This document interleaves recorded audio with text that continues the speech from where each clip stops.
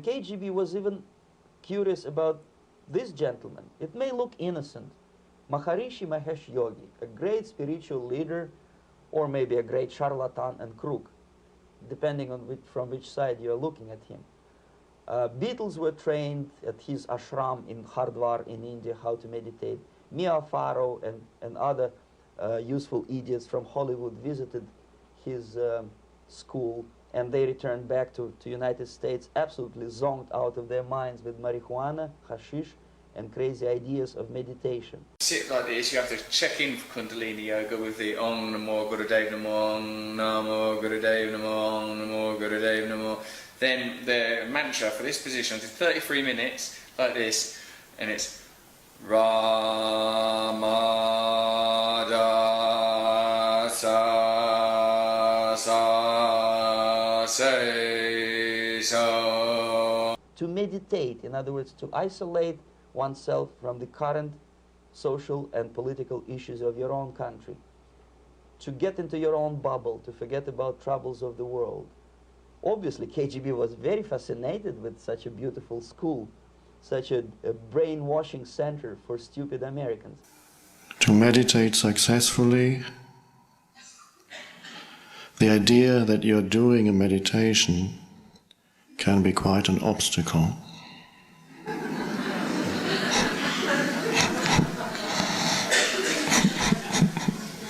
I was dispatched by the KGB to check what kind of VIP Americans attend this school. That's you on the left. Yes, I'm on the left. I was trying to get enrolled in that school. Unfortunately, the Maharishi Mahesh Yogi asked too much. He wanted $500 American for enrollment.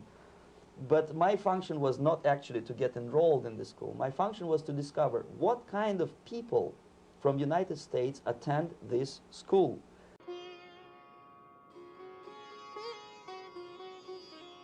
We tell young people today, drop out of school, because schools, education today, is the worst narcotic drug of all.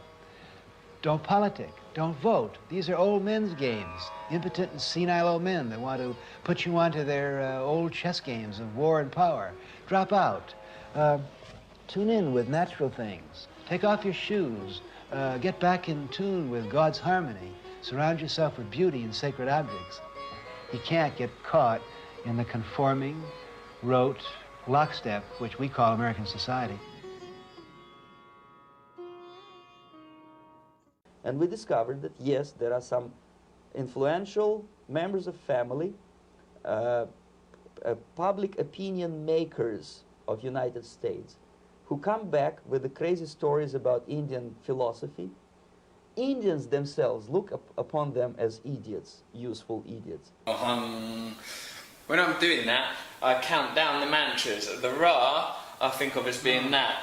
Yep, crown. What? Yeah. Ma, here. Do that, yeah. Da, sa, say, so.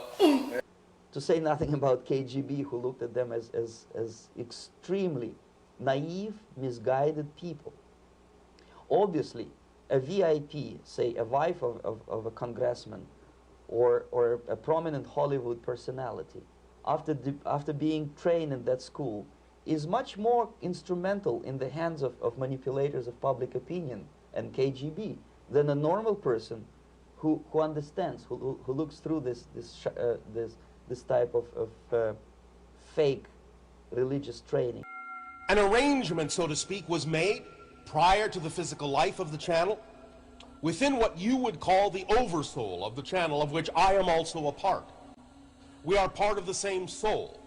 You might refer to me as the channel's future self, and incarnationally speaking, I would look at the channel as my past self, just to put it in linear terms. I will rape you in your mouth, okay? We are not happy with the way that things exist currently in our reality. All right, we are from what you would perceive to be the future.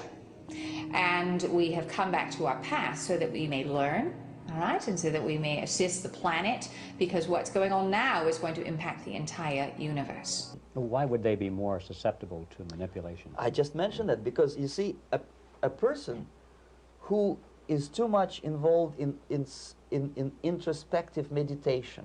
You see, if you carefully look what Maharishi Mahesh Yogi is teaching to Americans, is that most of the problems, most of the burning issues of today can be solved simply by meditating. So you have to keep your own self full. That's your job. I say to my girls all of the time that your real work is to figure out where your power base is and to work on the alignment of your personality, your gifts that you have to give, with the real reason why you're here.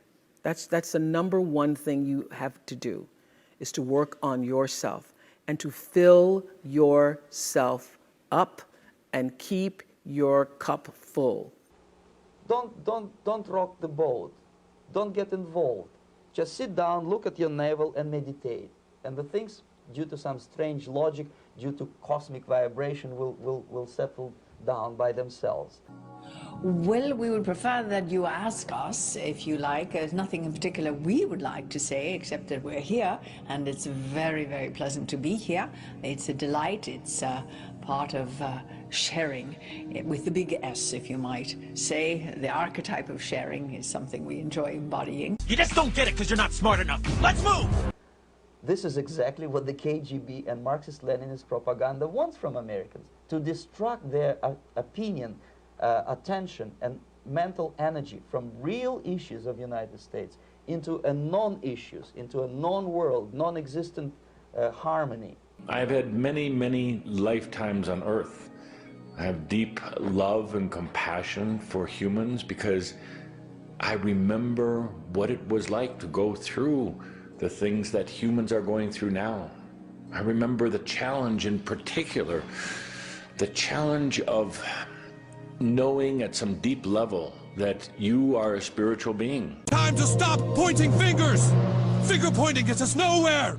Steve! Obviously, it's more beneficial for the Soviet aggressors to have a bunch of duped Americans than Americans who are self-conscious, healthy, physically fit, and alert to the reality. You sit in the energy of a great shift. Many of you are feeling it. Maybe that's why you're watching this now. Maybe there's something that's happened in your life that would allow you for a moment just to open your mind and look inside something you always thought was untenable before, only reserved for those on the lunatic fringe before. Maharishi Mahesh Yogi obviously is not on the payroll of the KGB. But whether he knows it or not, he contributes greatly to demoralization of American society. Here you find instead wisdom pouring out. Perhaps you'll even feel the love of God pouring out. There's a lot of things that are being transmuted and altered at this time. All right? You're finding some things out about some of your religious leaders. You're finding some things out about religion that just isn't holding true to you. It's not ringing true to you anymore. I'll be reminded of this and two other upsetting things every time I look at my bare nipples. And he's not the only one. There are hundreds of those gurus who come to your country to capitalize on naivete and stupidity of Americans. It's a fashion. It's a fashion to meditate. It's a fashion not to be involved. We want to tell you this, is that there is so much here that is hiding. But you must feel it. There has been such a shift in these last years, especially in the last 20 or so. You're remembering who and what you are, and it doesn't need an intermediary. This changeover from the old religious system that so many of you are familiar with is difficult, very difficult, because it holds on tightly.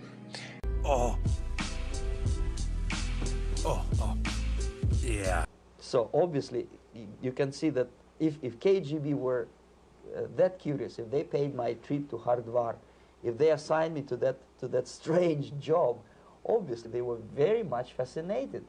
They were convinced that that type of brainwashing is very efficient and instrumental in demoralization of the United States. You can feel the victory in here. You know, there's a lot of things during the week that try to pull us down. And I was thinking, you know, almost every day, if you allow it, something can steal your joy.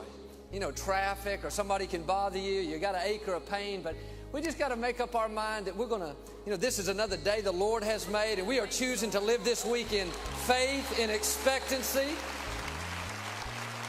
I say we have to draw that line in the sand and say, I'm not going to let another person steal my joy this week or this year.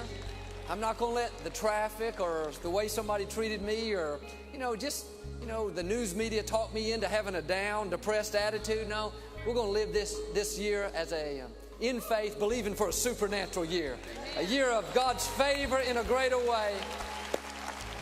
You know, I found this. The more I thank God for what He's already done, the more God will take care of what's wrong in my life. And so you may have some difficulties today. We all have challenges. I mean, life is full of, you know, obstacles here and there. But, you know, the key is don't focus on your obstacles. Focus on your God.